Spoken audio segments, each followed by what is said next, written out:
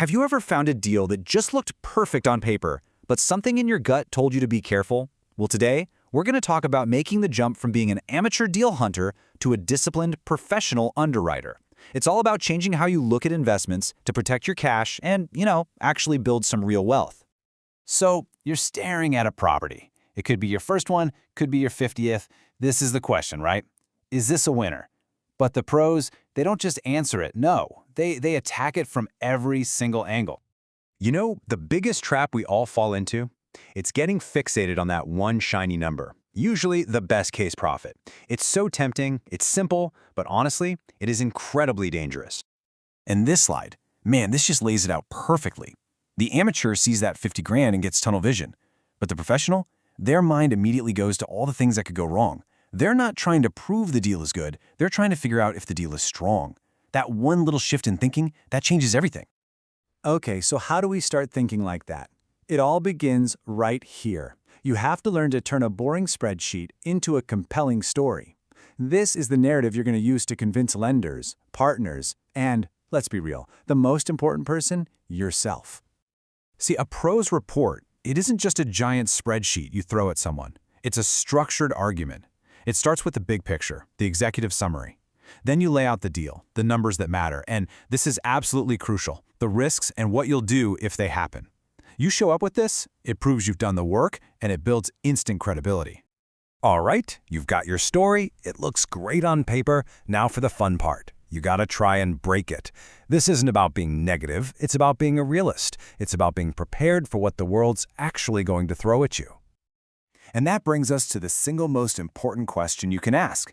How much can go wrong before this whole thing falls apart? Think of it like a financial stress test. You're trying to find the breaking point before your money is actually on the line. Look, these are the variables that make or break a deal. These are the things that keep lenders up at night, for real. What if the final appraisal comes in low? What if your contractor finds a surprise and your rehab goes 20% over budget? A pro knows they have to have good answers for these things before anyone even asks. Okay, now check this out, because this is where it gets real. This table shows you just how fast a good deal can go bad. The base case looks pretty good, right? $450 a month. But just add a 1% rate hike, boom, you lose almost half of it. A rehab overrun, you're down to just $150. And what happens when both of those things hit at once? Look at that last column. You're not just making zero, you're literally paying to own this property every single month. And that leads us to a number you absolutely have to know, 1.20. Think of this as the magic number for lenders. It's called the debt service coverage ratio, or DSCR. All it means is that for every single dollar you owe the bank each month, they want to see at least $1.20 in income.